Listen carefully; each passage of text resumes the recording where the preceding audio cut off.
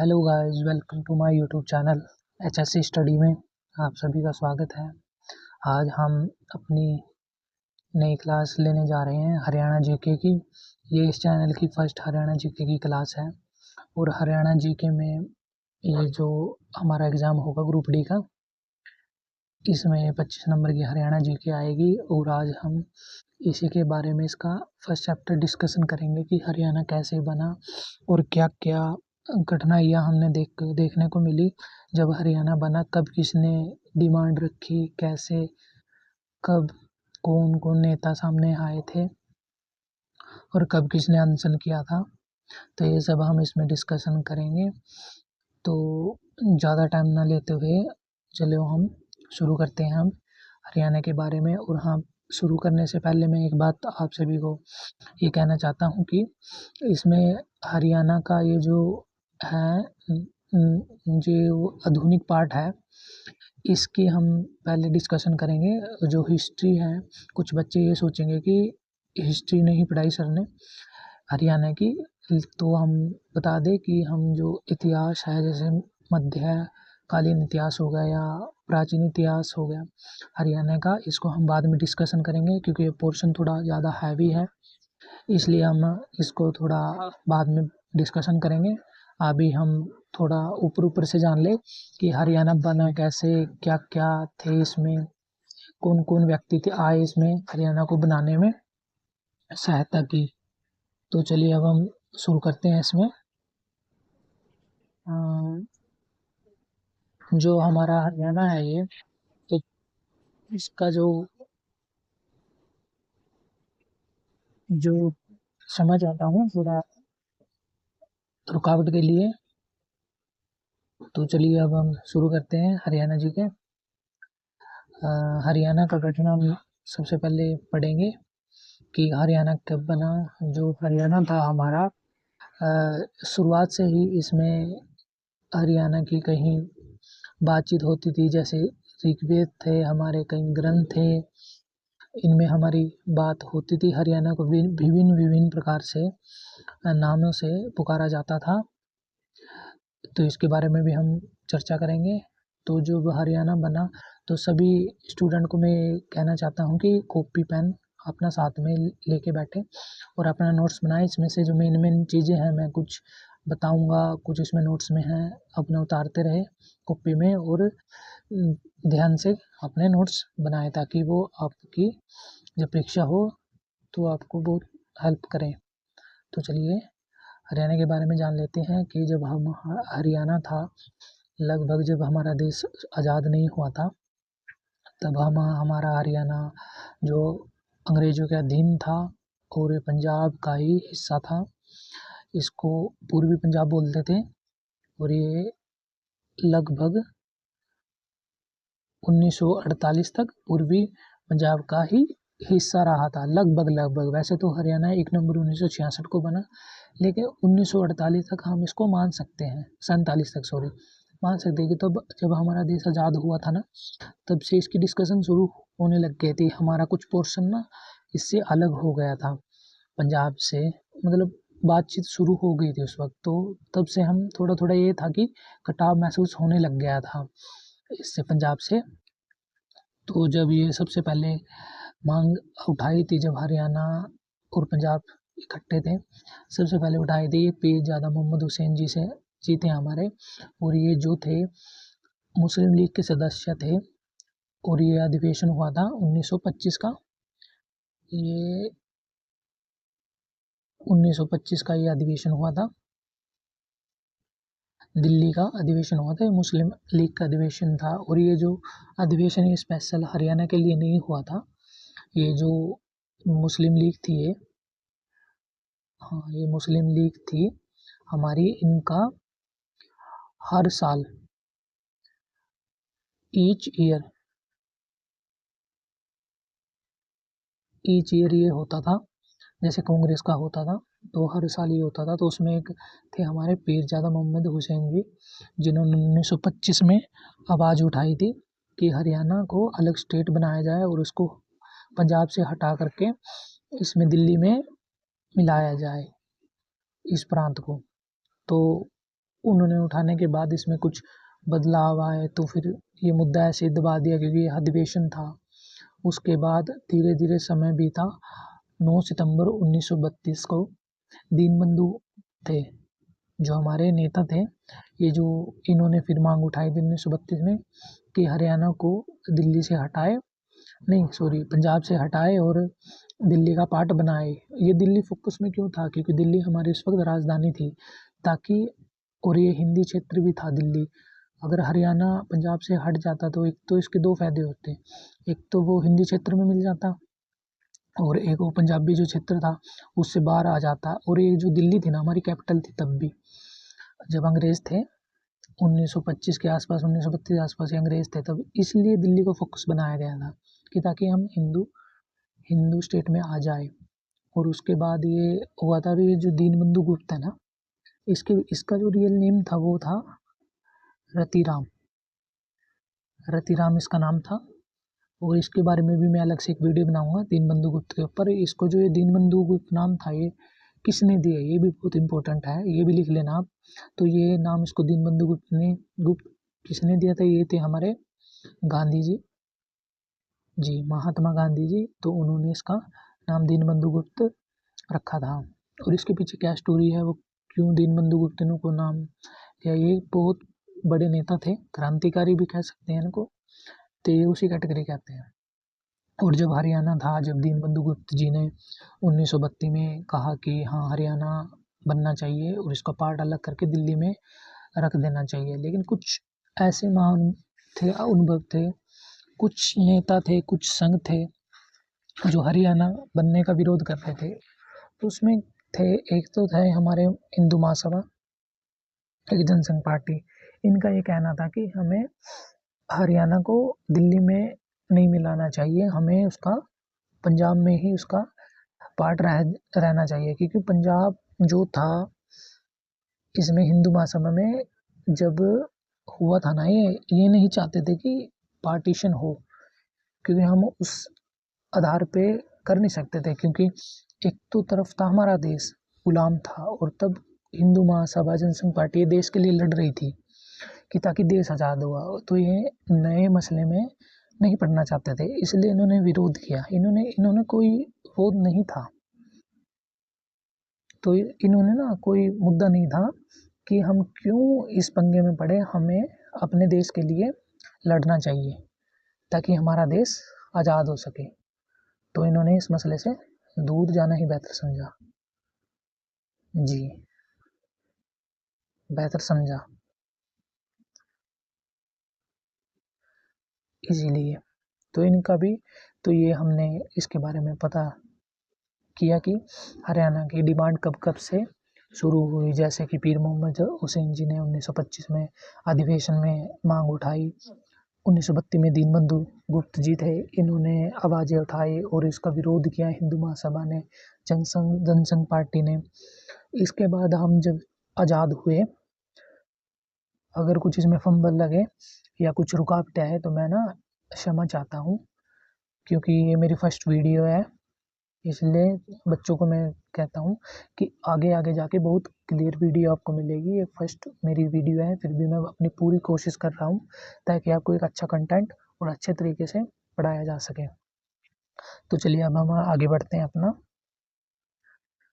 तो ये था एक, जब हरियाणा हमारा नहीं बना था, जब देश हमारा आगे आज़ादी के बाद हमारा जो हरियाणा था उसकी मांगे कैसे कैसे और किस किस ने आगे बढ़ाई। तो जब हमारा स्टेट नहीं था ये हरियाणा, जब हमारा जो देश था ये अलग हो चुका था, नहीं सॉरी, जब हमारा देश मतलब अंग्रेजों से अलग हो चुका था, आज़ाद हो चुका था, तब हमारा स्टेट की क्या कंडीशन थी। तो तब किसने इसकी मांग उठाई थी, जो सबसे पहली मांग थी नी, ये 1947 के बाद की बात कर रहा हूँ मैं, कि तब किसने मांगे उठाई थी। वो पहले तो उठाई थी जब हमारा देश आज़ाद नहीं था अंग्रेजों से। अंग्रेजों के जाने के बाद किस किसने पहली मांग उठाई थी, तो सबसे पहली मांग उठाई थी ये थे हमारे अकाली दल के नेता थे। और ये जो मैं पढ़ा रहा हूँ ये मोस्ट इम्पोर्टेंट है, इसके बाहर कुछ नहीं आएगा। इसके बाद तो कुछ आना ही नहीं है, क्योंकि ये मोस्ट इम्पोर्टेंट चीज़ें हैं।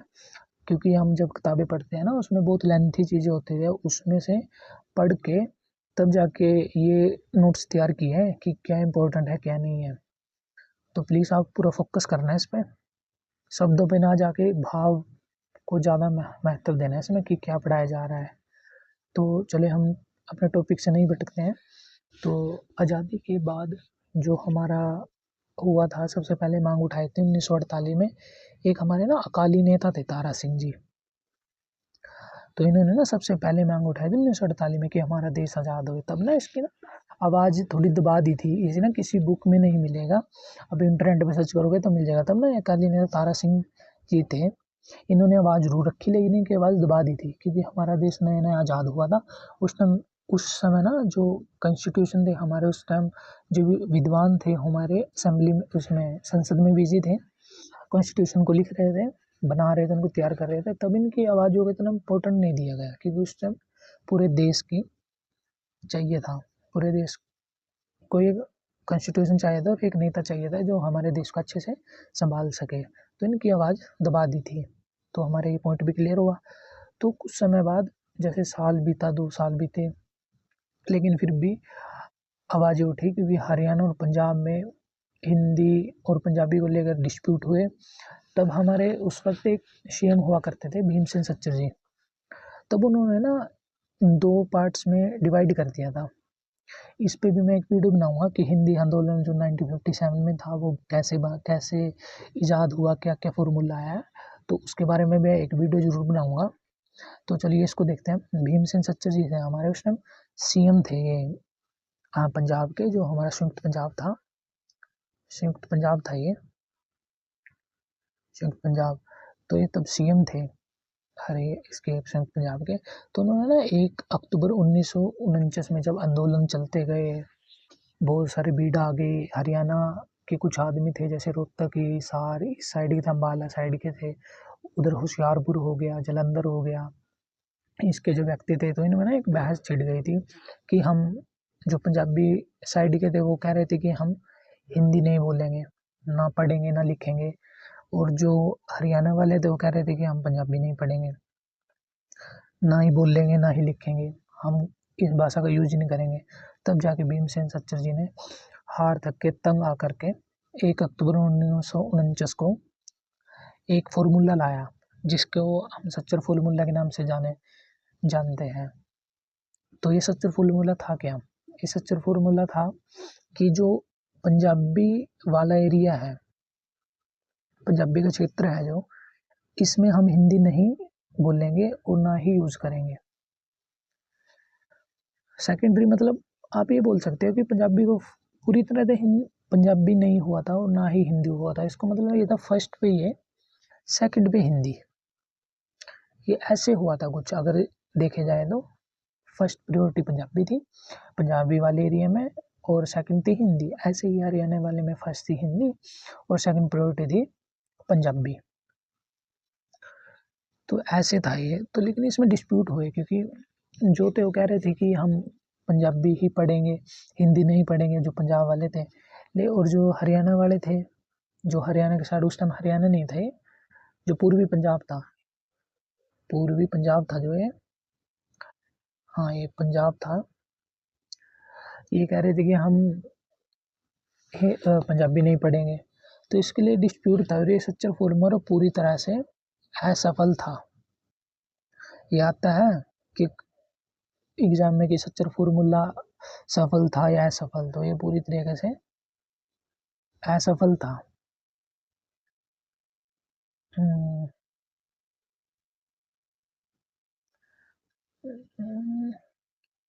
क्षमा चाहता हूँ थोड़ा विलम्ब के लिए। तो इसके बाद आया हमारा, जब ये सब हो गया था, हिंदी क्षेत्र, पंजाबी क्षेत्र, पंजाबी भाषा, हिंदी भाषा, ये सब होने के बाद आखिरकार हार थक कर एक आयोग बना। और ये इसके पीछे बहुत लंबी स्टोरी है, इस पर मैं पूरी वीडियो में बोल सकता हूँ। ये बहुत लंबी स्टोरी है, फजल आयोग कैसे बना। क्योंकि एक ना आंध्र प्रदेश के एक मुरलू करके कांग्रेसी नेता थे, उनकी ना डेथ हो गई थी, उन्होंने आमरण अनशन किया था। उनकी ना जो आमरण अनशन था उन पे रहते रहते डेथ हो गई थी।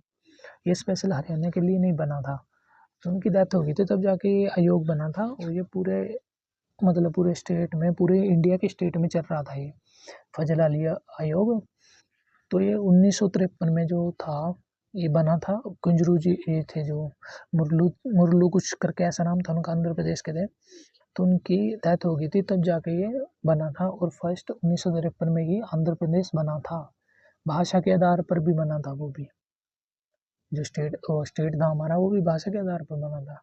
उसके बाद डिमांड थी हरियाणा की, तो ये हरियाणा में भी आया। तो ये आया था और ये सबसे पहले आया था रोहतक में। ये पॉइंट है, ये सबसे इम्पोर्टेंट पॉइंट है, सबसे इम्पोर्टेंट पॉइंट है कि कब आया। ये सबसे पहले आया रोहतक में। फिर देखो थ्योरी थोड़ा बोरिंग होती है मैं मानता हूँ, लेकिन ये बहुत ज़्यादा इम्पोर्टेंट है आपके लिए। हमें मैराथन भी हो सकती थी, लेकिन इसमें बहुत वो इम्पोर्टेंट नहीं होती। मैराथन आप एमसीक्यू की बुक ला के भी उसमें से भी पढ़ सकते हो, लेकिन जो ये थ्योरी है ना ये बहुत कम टीचर आपको यूट्यूब पे उपलब्ध कराएंगे। लेकिन हमने तो ठानी रखी है हरियाणा के लिए कि हमें कंटेंट अपना इस चैनल पे बिल्कुल फ्री रखना है सबके लिए, थ्योरी बिल्कुल फ्री पढ़ानी है जितना हमसे हो सके। तो ये जो था रोहतक में आया था फजल अली आयोग सबसे पहले। और इसने ना 1955 में अपनी रिपोर्ट दी थी। और इसके पीछे एक स्टोरी है कि जब ये रोहतक में आया ना, रोहतक में आया तो इन्होंने देखा कि यार यहाँ पर ना ठेठ बोली बोली जाती है, ठेठ हरियाणवी, बिल्कुल हरियाणवी ठेठ, ठेठ हरियाणवी। और ये जब अम्बाला की तरफ आया तो वहाँ पर ना थोड़ी खड़ी बोली बोली जाती है, मतलब खड़ी बोली, थोड़ी मिठास थी हमारी भाषा में ना। यहाँ हरियाणवी में थोड़ी मिठास थी। अगर आज आप आज भी हरियाणा में देखोगे ना तो रोहतक सोनपत हिसार साइड की जो भाषा है, बोली है, तो वो बहुत ठेठ है, एक है उसमें, मतलब थोड़ी रोब वाली है इसमें। और जब अम्बाला तरफ आओगे, अम्बाला करनाल इस तरफ आओगे तो इसकी भाषा में मतलब बोली में थोड़ी नरमी है, मिठास है, बोले जाए तो नरमी और मिठास है। ये वैसे आ सकते हैं, ऐसे ऐसे क्वेश्चन भी आते हैं एचएससी में, एचएससी कुछ भी पूछ सकती है।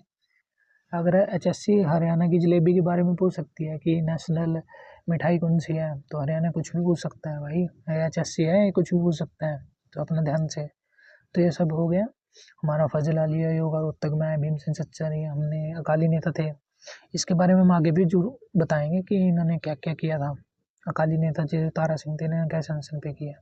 हाँ ये आ गया, देखो ये आ गया। प्रमुख नेता थे आमरण अनशन, किस किसने नेता ने किया।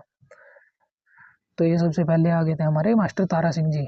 ये 1960 में इन्होंने क्या किया था, जब इनकी नहीं सुनी थी, इनकी आवाज़ दबा दी थी। मैंने कहा था ना 1948 में इनकी आवाज़ दबा दी थी, तब जाके इनकी आवाज़ किसी ने सुनी नहीं, तो इन्होंने आगे थोड़ा गुस्से में आ गए कि यार हमारी तो कोई सुन नहीं रहा, अब क्या करें। तो उन्होंने देखा कि यार अट्रैक्ट करते हैं, क्योंकि 1953 में जो मैंने बताया ना आपको, एक आंध्र प्रदेश के थे वो मुरलू करके कुछ कांग्रेसी नेता थे, वो देख लो उस वक्त कांग्रेसी नेता थे, तब अपनी पार्टी के खिलाफ अनशन कर दिया था इन्होंने नेहरू के टाइम पर। और आजकल देख लो, चलो वो सब छोड़ो, मास्टर तारा सिंह जी थे, तो इन्होंने भी उनकी भाई कि यार उन्होंने अनशन किया था तो मैं भी हम आमरण अनशन करूँगा। तो उन्होंने 1960 में आमरण अनशन कर दिया कि या तो आप पंजाब को अलग स्टेट बनाओ और हरियाणा को अलग स्टेट बनाओ। ये वैसे मास्टर तारा सिंह थे, इन्होंने पंजाब की डिमांड रखी थी कि हम हरियाणा के साथ नहीं रहेंगे, हमें अपना पंजाब विशेष चाहिए। तो इन्होंने की, लेकिन इनको क्या था कि जेल में बंद कर दिया था, इनको जेल में बंद कर दिया था तब की सरकार ने। तो इन्होंने देखा यार ये तो जेल में बंद हो गए। उसके बाद इनका जो पद था, जो इनके लीडर थे, जो इनकी पार्टी के थे सभी, इन्होंने देखा कि जो मास्टर तारा सिंह जी हैं उनको जेल में बंद कर दिया। उसके बाद जो इन्होंने इनका जो मतलब कार्यभार है आगे, वो फतेह सिंह जी ने संभाला। और फतेह सिंह जी इनसे ज़्यादा लोकप्रिय थे। तो सरकार ने देखा कि यार एक हमने मास्टर तारा सिंह जी को जेल में डाला, अब इनसे भी लोकप्रिय कोई खड़ा हो गया, जो मास्टर तारा सिंह जी से भी लोकप्रिय थे। तो सरकार की रणनीति देखो, तो सरकार ने हमारी, तब सेंटर सरकार थी, तब उन्होंने ना एक रणनीति अपनाई, रणनीति तो उन्होंने ना अपनाई कि इनको ना रिहा कर देते हैं मास्टर तारा सिंह जी को। और इनको ना कुछ ऐसा थी कि जो राजनीति है ना, ये बहुत बुरी चीज़ होती है भाई। ये बहुत स्टूडेंट जो है, ये घर को, देश को हिला देते हैं, ये बहुत होती है ये राजनीति। तो इन्होंने पता नहीं क्या किया, आते ही फतेह सिंह जी का जो अनशन पे बैठे थे, इनका अनशन तुड़वा दिया। मतलब इनका जो व्रत था वो तुड़वा दिया कि आप बंद करो, मैं अनशन पे बैठता हूँ, कि मैंने शुरू किया था। ये होता है ना पॉलिटिक्स में कि मैं था तो ये लीडर थे, तो इन्होंने इसका अनशन तुड़वाया और फतेह सिंह जी ने इनके कहने से अनशन रोक दिया था। अनशन इन्होंने रोक दिया था। उसके बाद क्या था कि मास्टर तारा सिंह जी बैठे और उन्होंने भी कुछ समय बाद अनशन फिर खत्म कर दिया। ये मास्टर तारा सिंह ने भी जेल आने के, माफी चाहता हूँ, थोड़ा रुकना पड़ेगा, थोड़ा सब्र करो। हाँ, तो मैं कहा हाँ, तो ये था कि फतेह सिंह जी का अनशन खत्म किया मास्टर तारा सिंह जी ने और आके फिर बैठ गए। हाँ, समझ चाहता हूँ थोड़ा। हाँ, तो आइए, तो फिर ये देखो, ये है इसमें नोट्स में भी है, मास्टर तारा सिंह जी जेल से रिहा हुए और उन्होंने अनशन रोकना पड़ा राजनीतिक कारणों से। देखो, राजनीतिक कारणों से फतेह सिंह जी थे जो उन्होंने फिर, जब मास्टर तारा सिंह जी ने खत्म कर दिया था ये दोबारा आने के बाद, जेल से रिहा करने के बाद, कि मैं भी अनशन खत्म करूंगा, तो जो फतेह सिंह जी थे इनको बहुत गुस्सा आया कि मैं रख रहा था तो उन्होंने मुझे भी छुटवा दिया, और अब खुद रखा तो खुद भी खत्म कर दिया। तो इससे इनकी बहुत, मतलब गुस्सा आया। ये था कि ये तो बहुत गलत है, राजनीति कर रहे हैं, हमें पंजाब नहीं मिलेगा या हरियाणा अलग नहीं होगा। तो फतेह सिंह जी ने एक प्रण लिया कि मैं 25 दिन का व्रत रखता हूँ, 25 दिन का व्रत रखता हूँ और 25 दिन के बाद अकाली तख्त है जो हमारा गुरु का दरबार, कुछ ऐसा था ये, अकाली तख्त के आगे अपने प्राण न्यौछावर कर दूंगा। तो फिर, और इनकी ऐसी किस्मत की पाकिस्तान का 1965 में वॉर हुआ, 1965 में पाक के साथ हमारा वॉर हुआ, तो इन्होंने ना तब व्रत को अपना रोक दिया कि ये इमरजेंसी है, इंटरनेशनल इमरजेंसी है हमारी, भारत की उस पर इंटरनल सिक्योरिटी पे बात है। तो इन्होंने इस कारणों से अपना अनशन रोकना पड़ा और तब इनकी बहुत वाहवाही हुई थी। उसके बाद अब हमारा अनशन भी हो गया। इसमें मैं एक लॉन्ग टॉपिक लेके आऊँगा, ये 1957 का है, हिंदी आंदोलन, उसमें मैं ये सब कवर कर दूंगा। और ये ना इसके नोट्स बनाते जाना, जो जो चीज़ मैं बोल रहा हूँ ये बहुत इंपॉर्टेंट बोल रहा हूँ मैं। उसके बाद था ये मंत्री समिति का गठन, कि हरियाणा कैसे मंत्री समिति आई, तब था ये। उसके बाद जो 1965 में इन्होंने रोक दिया, तब सरकार को, जब युद्ध खत्म हो गया पाकिस्तान से, सरकार को एक डर सताने लगा कि कहीं ये फतेह सिंह जी से दोबारा अनशन ना कर दे। और ये कहीं जो 1953 में जो थे आंध्र प्रदेश के मुरलू करके कुछ था, उनका नाम मुझे याद नहीं है अभी, उनकी तरह ना बने। तो सरकार ने एक 1965 में एक संसदीय समिति बनाई हुक्म सिंह जी के अंडर में। जो हमारे हुक्म सिंह जी थे, ये संसद के अध्यक्ष थे, संसद के उस वक्त अध्यक्ष थे 1965 में, 1965 में ये अध्यक्ष थे। तब इनके उसमें एक कमेटी बनी और इन्होंने अपनी रिपोर्ट में कहा कि एक जज लेते हैं हम 23 अप्रैल 1966 में, या 23 अप्रैल 1966 को इन्होंने कहा कि एक जज होगा जेसी साहब, तो हम उसके अध्यक्षता में पंजाब सीमा आयोग बनाएंगे। तब जाके पंजाब आयोग सीमा आयोग बना। इन्होंने अपनी रिपोर्ट सौंप दी थी। हुक्म सिंह जी थे जो है, और जो ये 23 अप्रैल 1966 को ये अध्यक्ष थे, पंजाब सीमा आयोग बना था, जिसमें अध्यक्ष थे जेसी साहब, सुप्रीम कोर्ट के जो ये मुख्य सचिव थे, नहीं मतलब मुख्य जज थे ये, चीफ जज जिसको बोलते हैं। तो 31 मई 1966 को रिपोर्ट इन्होंने आयोग को सौंप दी थी। एस फिलिप जी थे, एस फिलिप जी रिपोर्ट थी, मतलब ये थे, इसमें सदस्य थे एस दत्त, एम फिलिप ये थे, एस दत्त, एम फिलिप ये इसके सदस्य थे, मतलब जो थे सुप्रीम कोर्ट के जज थे, और उसके अलावा 2 एक अन्य सदस्य थे, तो इनके वो थे। उसके बाद पंजाब पुनर्गठन आयोग 1966 बना हमारा। 1966 भी था एक ये पंजाब पुनर्गठन विधेयक पारित हुआ हमारे। उसके बाद 1966 का, तो ये 18 सितंबर 1966 को पारित हुआ था ये पंजाब का। थोड़ा आपको शोर आ रहा होगा, उसके लिए मैं क्षमा चाहता हूँ, थोड़ा आज शोर शराबा कुछ ज़्यादा ही है। तो पंजाब पुनर्गठन विधेयक 1900, ये थोड़ी गलती होगी, मिस्टेक क्लैरिकल, 1966 में ये आया था।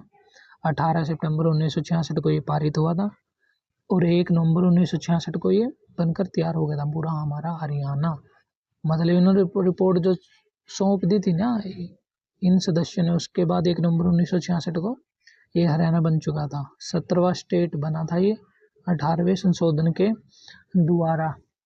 18वां संशोधन हुआ था उस टाइम हमारे देश में, मतलब हाँ वो देश में ही हुआ था, संविधान में, मतलब 17वां स्टेट ये बन चुका था। राजधानी थी हमारी चंडीगढ़, और ये राजधानी पे भी एक अलग वीडियो आएगी, लोंगेवाला समझौता हुआ था 1985 में, जो उसके लिए वो होएगी।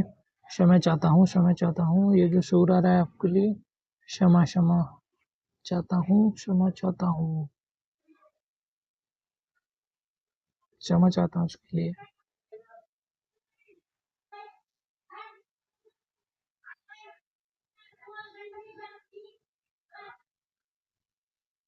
हाँ, तो हम अभी कहाँ थे, थोड़ा हम दोबारा से शुरू करेंगे कि शोर थोड़ा ज़्यादा था उस वक्त। तो ये तो आपको समझ ही आ गया होगा, ये जो पुनर्गठन विधेयक पारित हुआ था, उसके बाद जो रिपोर्ट सौंपी गई थी आयोग द्वारा, जो ये एस दत्त थे, हमारे फिलिप थे, और ये जैसी साथी थे, इनके द्वारा 1966 में रिपोर्ट सौंपी गई। 1 नंबर को हमारा हरियाणा बन गया था।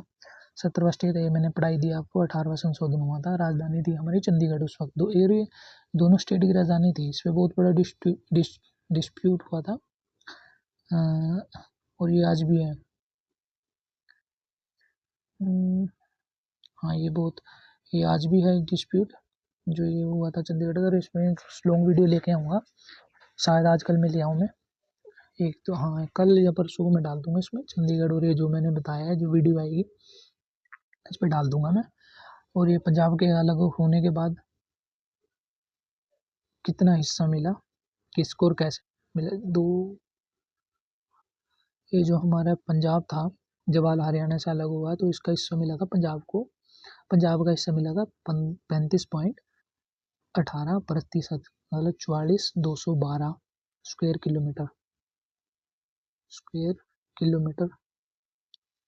44,212 स्क्वायर किलोमीटर। ये मोस्ट इम्पोर्टेंट है भाई, ये आता है पेपर में, हर पेपर में, प्रीवियस ईयर के जितने पेपर देख लेना, ये जरूर आता है।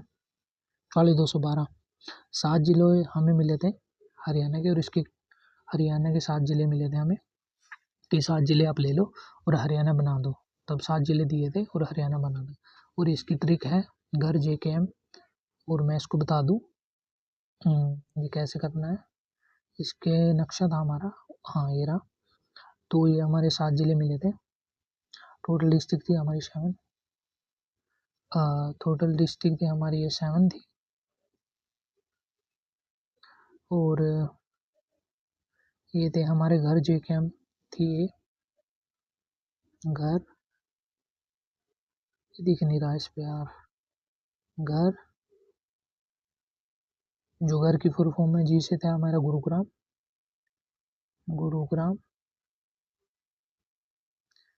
एस से था हमारा हिसार। ए से था अम्बाड़ा। ये देख लेना, अपना लिख लेना नोट्स में। आर से था हमारा रोहतक। घर हमारा पूरा हुआ, घर JKM मतलब जम्मू कश्मीर में, घर जम्मू कश्मीर में।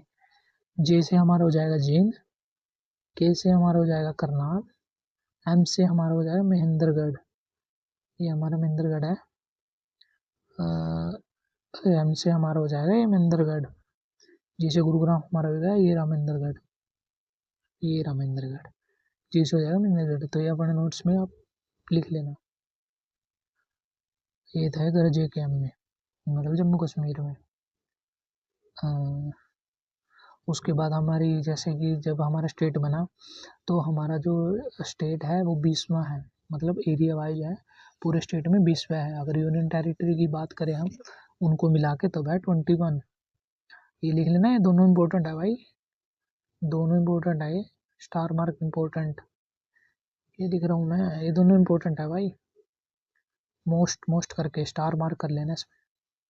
ये जो है ये 100% आते हैं। ये जनसंख्या जो हमारी है वो 2,53,51,461 है, ये भी इम्पोर्टेंट है, इस पर भी स्टार मार्क कर लेना। और ये आते हैं ज़रूर, थ्योरी मैंने आपको पढ़ाई थी कि हरियाणा कैसे बना, इसका हिस्ट्री मैं तब कवर करूँगा कि हरियाणा को कैसे कब, थोड़ा मैं इसमें बता दूंगा, लेकिन हिस्ट्री में ज़रूर कवर करूँगा इसकी, जब हिस्ट्री में पढ़ाऊँगा हरियाणा की। हरियाणा के गठन के समय कौन किस पद पर था ये मैं आपको बता दूँ। यार ये शोर बहुत ज़्यादा ही आ रहा है आज, क्षमा चाहता हूँ मैं आपको किस चीज़ का। तो ये जो फर्स्ट हरियाणा है, मतलब first CM of Haryana Bhagwat Dayal Sharma. और जो ये भगवत दयाल शर्मा थे ना, जब हरियाणा बना इन्होंने ना सपोर्ट नहीं किया था हरियाणा को कि एक हरियाणा अलग राज्य हो।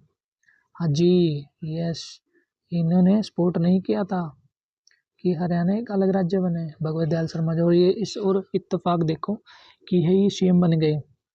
गवर्नर थे हमारे, ये थोड़ा शूट ज़्यादा हो रहा है, प्लीज़ इसको इग्नोर करो और अपना पढ़ाई पे फोकस रखो। और ये जो गवर्नर थे हमारे धर्मवीर थे, और ये धर्मवीर जी थे जो ICS अधिकारी थे जी। आता है ये पेपर में कि ICS अधिकारी कौन थे जो हमारे राज्यपाल रहे, तो ये थे धर्मवीर ICS अधिकारी। फिर आते हैं हमारे प्रेसिडेंट कौन थे उस वक्त, डॉक्टर सर्वपल्ली राधाकृष्णन, ये हमारे उस वक्त प्रेसिडेंट थे। वाइस प्रेसिडेंट थे हमारे जैसे डॉक्टर जाकिर हुसैन, इनको पद संभालते, मतलब पद के दौरान ही इनकी डेथ हो गई थी हार्ट अटैक की वजह से। और इनके टाइम पे ही एक वो लगा था, इसमें लगा था हमारा राष्ट्रपति शासन भी लगा था हरियाणा में, शायद 1977 में कुछ ये ऐसे लगा था इसमें। इसको मैं क्लियर करके बता दूंगा। लोकसभा अध्यक्ष थे जो हुक्म सिंह थे, ये कमेटी भी थी इनकी, ये हमने क्लियर कर चुके हैं इनके बारे में, हुक्म सिंह जी के बारे में। ये मोस्ट इम्पोर्टेंट, उस वक्त प्राइम मिनिस्टर कौन थे, श्रीमती इंदिरा गांधी जी, जिनकी भी अपने कार्यकाल के दौरान डेथ हुई थी 1984 में, 1984 में अक्टूबर के समय इनकी डेथ हो गई थी। और उस वक्त ये जब हरियाणा बना था 1 नवंबर 1966 को, उस वक्त PM थे हमारे देश के। हरियाणा शब्द उत्पत्ति कैसे हुई हरियाणा शब्द की, देखो जो मैंने हिस्ट्री कहा था ना, ये थोड़ा सा मैं भी यहाँ पे दे देता हूँ आपको। 2 मिनट, ये जैसे हरियाणा कब बना कैसे बना, ये हरियाणा शब्द कहाँ से है, मोस्ट इम्पोर्टेंट है ये भाई स्टूडेंट, मोस्ट इम्पोर्टेंट है भाई, मोस्ट इम्पोर्टेंट। जो ऋग्वेद थे हमारे, ऋग्वेद में रज हरियाणा बोलते थे इनको, अपने हरियाणा को जी। मनुस्मृति में इसमें ब्रह्मावर्त, ये थोड़ा टाइपिंग में एरर है इसमें, ब्रह्मावर्त बोल देते थे इसको। हर्षचरित में श्रीकट जनपद, ये हर्षचरित वही है जो बाणभट्ट द्वारा रची गई थी, हर्ष के शासन काल में था वो। हर्ष का गुरु थे वो, हर्ष के रचनाकार जिसको बोलते हैं, जो कविता वगैरह लिखते हैं थे उनके, दरबारी कवि, हाँ दरबारी कवि कह सकते हैं उनको। पुष्पदंत, ये पुष्पदंत है भाई, पशुपदंत लिख रखा है, पुष्पदंत है। पुष्पदंत में हरियाणाओं कहा गया है, मोस्ट मोस्ट इम्पोर्टेंट, ये मोस्ट इम्पोर्टेंट ये वाला है सबसे ज़्यादा, इसमें 1 नंबर का पक्का आता है। हरियाणा में तो ग्रुप डी में तो आएगा ही आएगा, ये स्क्रीनशॉट या नोट्स बना लेना इसके, 100% आएगा। और ये आज इतना ही, तहे दिल से शुक्रिया।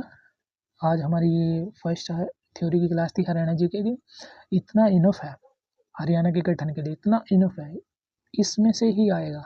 कुछ सोचते होंगे कि यार थोड़ी थ्योरी बहुत कम पढ़ाई, इसमें से ही आएगा। चाहे आप प्रीवियस ईयर लगाना, हरियाणा के गठन के चैप्टर उठा लेना और उसके जो प्रीवियस ईयर बैक में होते हैं कोई सी भी बुक उठाना, आपको यही मिलेंगे। कुछ एक दो ऊपर नीचे हो सकता है, लेकिन मोस्टली यही होगा। आप प्रीवियस ईयर उठा लेना, उसमें आपको मोस्ट इम्पोर्टेंट आपको यही रिपीट होते दिखेंगे सारे। आप इस पे बने रहो और आपको अच्छा अच्छा कंटेंट मिलेगा इसमें। आपने वीडियो क्लासेस लगाई उसके लिए बहुत शुक्रिया, थैंक्स अलॉट। और ऐसे ही बने रहो और कामयाबी आपके पैर कदम जरूर चूमेगी। धन्यवाद, धन्यवाद।